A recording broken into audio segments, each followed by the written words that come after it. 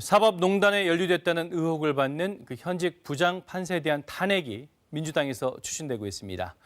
이 박근혜 전 대통령 관련 재판에 개입해 직권남용 혐의로 기소됐지만 1심에서 무죄를 선고받은 그 임성근 부장 판사가 그 대상입니다. 명백하게 헌법 위반이라고 판시한 사항에 대해서 국회가 이제 탄핵을 소추하지 않는 점에 대해서는 국회가 그 임무를 방기한 꼴이 되기 때문에 당론은 아니지만 의원들의 자유투표를 당 지도부가 허용하겠다는 겁니다. 같은 판사 출신인 민주당의 이탄희 의원, 임기가 채 한 달도 남지 않은 판사를 탄핵할 수밖에 없는 이유를 이렇게 설명합니다.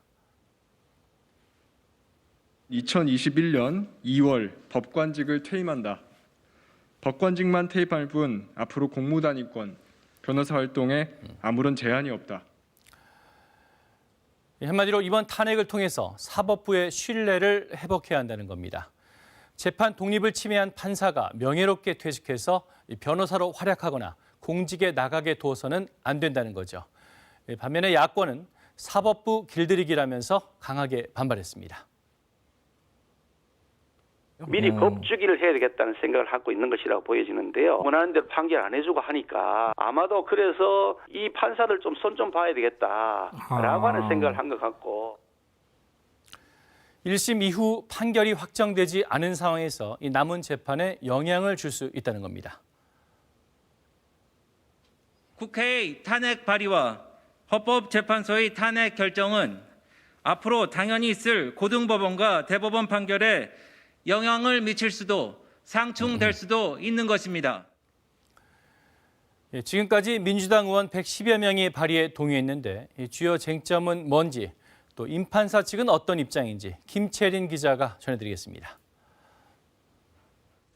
박근혜 전 대통령의 세월호 7시간 의혹 기사를 쓴 일본 기자에 대한 재판이 진행되던 2015년 초. 당시 서울중앙지법 형사수석부장이던 임성근 판사는 담당 재판장을 사무실로 불렀습니다. 국격을 높여야 하는 아주 중요한 재판이라며 기사 내용이 허위라면 그 점을 재판 중이라도 미리 밝히라고 유도했습니다.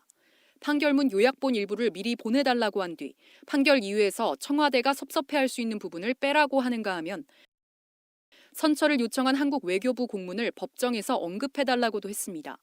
이들 가운데 일부는 우병우 당시 청와대 민정수석이 법원행정처를 통해 요청한 것으로 임 판사를 통해 일선 재판부까지 전달됐다고 1심 법원은 인정했습니다. 임 판사는 또 다른 재판에선 특정 문장을 톤다운, 즉 수위 조절하라며 이미 선고된 판결문에 대한 수정을 지시하기도 했습니다. 이에 대해 1심 법원은 법리상 직권남용죄가 안 된다며 무죄를 선고하면서도 임 판사가 재판 업무에 개입해 법관의 독립을 침해하는 위헌적 행위를 했다고 지적했습니다. 공무원의 행위가 위헌적이라고 평가되면 탄핵 심판 대상이 될 수 있다고도 언급했습니다. 앞서 헌법재판소도 법관 등 고위공직자에 대한 탄핵 소추를 규정한 헌법 65조에 대해 국민에게 권력을 위임받은 공무원이 헌법을 어길 경우 법적 책임을 묻기 위한 것이라고 해석한 바 있습니다. 이에 대해 임 판사의 변호인은 항소심이 진행 중이고 사건에 대한 법률적 평가가 확정되지 않았는데도 탄핵 소추의 근거가 있는지 의문이라고 밝혔습니다. KBS 뉴스 김채린입니다.